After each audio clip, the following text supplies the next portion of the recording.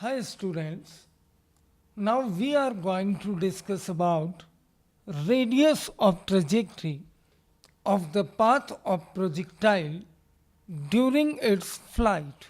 The what necessary requirements are to get this particular radius of trajectory, we require a brief knowledge of acceleration vector due to change in direction of the motion. For a particle moving along a circle with the speed v, its radial acceleration ar, which is directed towards the center if radius of the path is r and its tangential speed is v, then this acceleration ar can be written as v square upon r, which is known as centripetal acceleration. Centripetal means it is the acceleration which is center seeking. Center seeking means its direction is always along the radius towards the center of the path.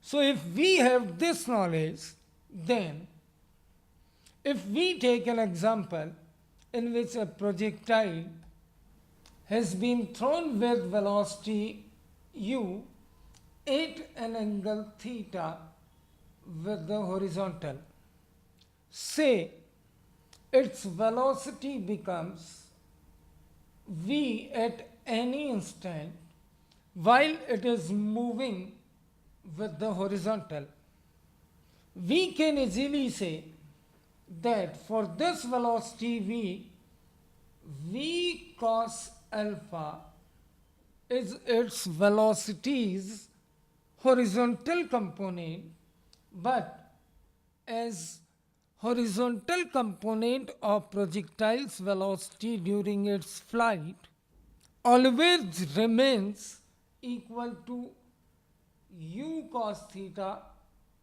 which was the initial horizontal component of its velocity.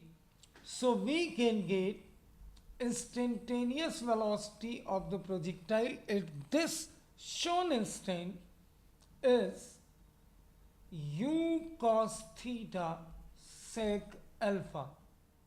If we talk about the radial direction at this instant can be taken as this direction. As we know, acceleration of the projectile is always remains g vertically downward. As this angle is alpha, so this angle will also remain alpha. If we take component of the velocity of the projectile, if we take component of this acceleration along the radial direction, then it will become g cos alpha. And the tangential speed, we have already mentioned it as v. So, using the concept involved, we can say centripetal acceleration here comes from component of acceleration due to gravity along the radius, which is v cos alpha, which is g cos alpha. It can be written as tangential velocity square divided by the acceleration. The radial acceleration can be written as component of g along the radius of the circle, which becomes g cos alpha, can be written as square of tangential velocity divided by the radius of the circle. Or we can say that radius of the circle is equal to v square divided by g cos alpha. Putting the value of v into this equation, we can get u cos theta sec alpha whole square divided by g cos alpha, or it can be modified as u square by g cos square theta sec cube alpha. If we talk about a particular case,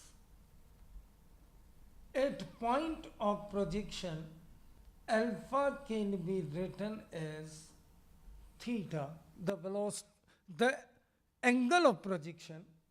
So the result becomes u square upon g cos theta. In another case, case number 2, at point 8 maximum height, alpha can be taken as 0. So result now becomes equal to u square cos square theta divided by g. For any other situation, we can use the standard result which we have got in this exercise,